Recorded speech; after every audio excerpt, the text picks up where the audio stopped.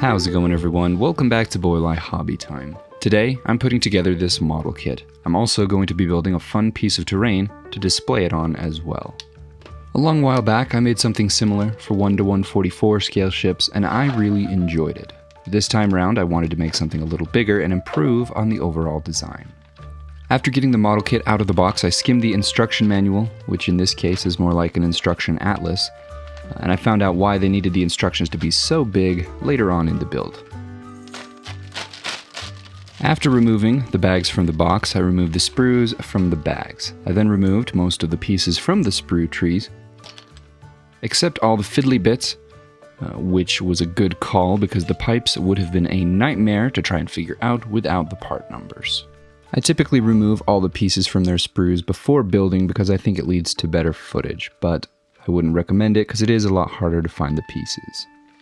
Speaking of good footage, the reason for the size of the instruction manual was the pipe and tube installation. The outside of the Y-wing is pipes and tubes, after all, and half the time it took me to build this kit was taken up by them. Unfortunately, most of that footage was my out-of-focus hands, being slightly visibly frustrated by the installation of said pipes and tubes. Everything did eventually get put in place, and once the ship was done, I took a few of those pieces off before I could take it outside and prime it. I decided on the open cockpit variation of this build, which required masking off the clear plastic canopy. After putting the ship and the loose pieces on a priming board, I took them outside and I gave them a coat of a matte black primer. I put all of the loose pieces in my many-headed alligator clip stand, and I applied the base colors using Vallejo airbrush paints. I gave a pale mustard yellow to those accent panels, and then a dark sky blue to the canopy. Peeling off the masking tape and revealing those nice clean windows was very satisfying. Next, I loaded up the airbrush with a light sandy color and I gave the ship its first round of paint. I followed that up with a lighter off-white and I switched to a brush and began adding the accent colors, starting with the dark interior of the cockpit and the colorful bands on the engines. To be honest, I'm pretty shocked at how clean those lines turned out, but I'm very satisfied. I painted a few of the pipes as indicated by my reference photo, and then I added the other elements that I had painted separately back onto the ship before weathering. For the weathering, I just used some black panel liner which seeped into all of the cracks and gaps and seams between the pieces, adding a nice subtle bit of contrast. I followed that up with some simulated paint chips and scuffs, and that was the Y-wing done. There's nothing wrong with displaying model kits on the included stand, but one of the things that I think is the best part of this hobby is the ability to immerse yourself in the universe by making displays that tell your own story. I took inspiration from a guy on Instagram. It's probably my biggest kit bashing inspiration over the years, who goes by Monster Party Wars. He really does make the Star Wars universe his own. If you don't already follow him, you should. After prepping the styrene base for the landing pad, I grabbed this piece from a weatherproof gang box. I enjoyed the concentric circles on it, and I thought it would make for a cool light pattern in the center of the landing pad. I popped out the middle piece and I cut off the ears before tracing and cutting out a spot in the center of the platform. I wanted it to sit flush with the styrene. After fixing that in place with some styrene support pieces, I reinforced the rest of the platform using some square styrene tubes around the entire outside of the platform, as well as two beams across its width. I then flipped the pad over and I gave it a decorative trim all around the edge using more styrene rods. In order to give this landing pad some style and character, I cut up some 020 styrene, which is half the thickness of the base piece. I used a compass to make a circle, and I actually found out that using the compass with two pointy ends scored the styrene well enough to snap it cleanly, which means that I can make concentric circles or rings out of the styrene, which is a game changer. After all of the 020 styrene panels had been cut out, I glued them into place. I used another piece that came with that waterproof box to create the door from the platform into the side of the rock. I extended the floor into a small space, which I made some walls for. I then decorated the facade that faced the landing platform, and I backed the whole thing with the bay doors. After that was done, it was time to move on to the landscape portion of this build. Once I had figured out the orientation of the landing pad, I broke out some foam scraps. I began piling up the foam into the rough shape of a coastal rock outcropping and a non-tropical sea. I glued the layers together with some foam-safe superglue, and I wasn't too concerned about lining up the back because I'll be texturing it like rock as well.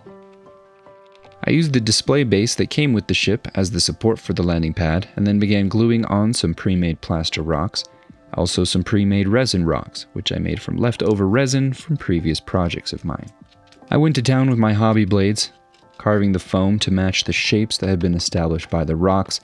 Then I cleaned up my workstation before moving on to the next step. I set the diorama on an old hobby mat because this is going to get messy, and then I mixed up some straight Sculptamold to create the rock texture.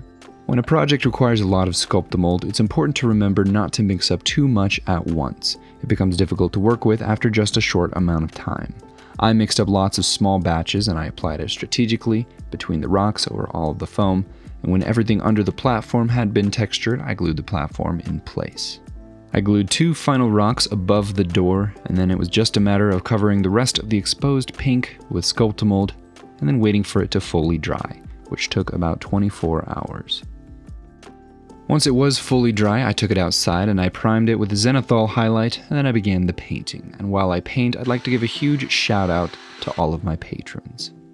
For this project, I really wanted to achieve a characterful but realistic look for the rocks, so I decided to paint all of these with some homemade oil washes.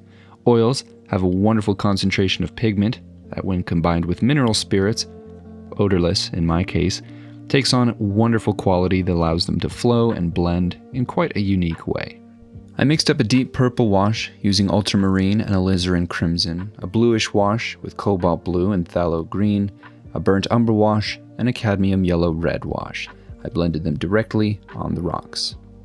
When all of the rocks had been washed, I dabbed off the excess with a paper towel and dried the rest of the mineral spirits with a hairdryer. When the paint was dry, I ended up with some of the most natural looking rocks that I have personally ever made. I really like this technique and this color scheme and will definitely use it again.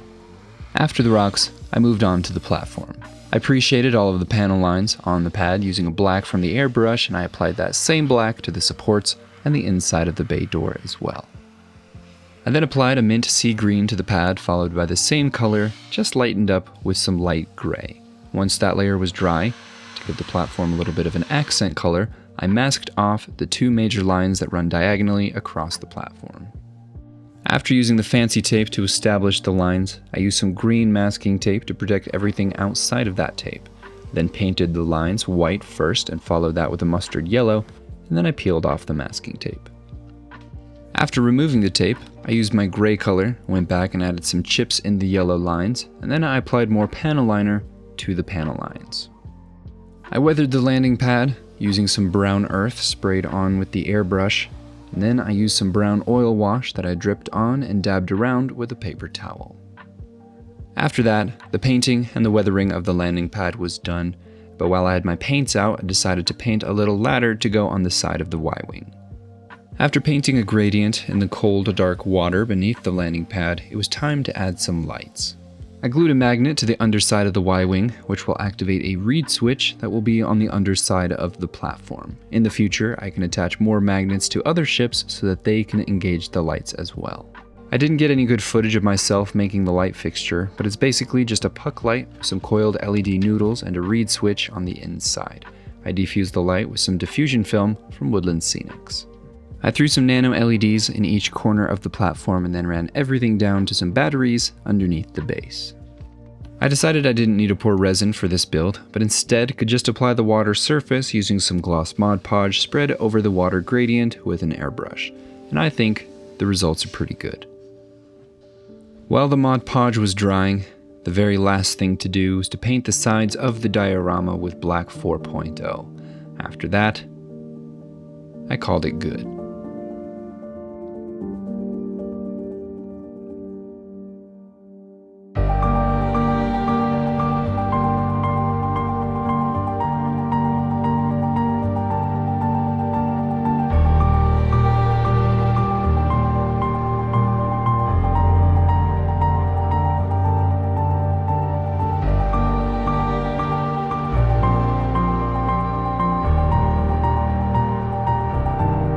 that is it for this video. Thank you all so much for watching. Hope you enjoyed. Huge shout out, as always, to my patrons. You guys are the best.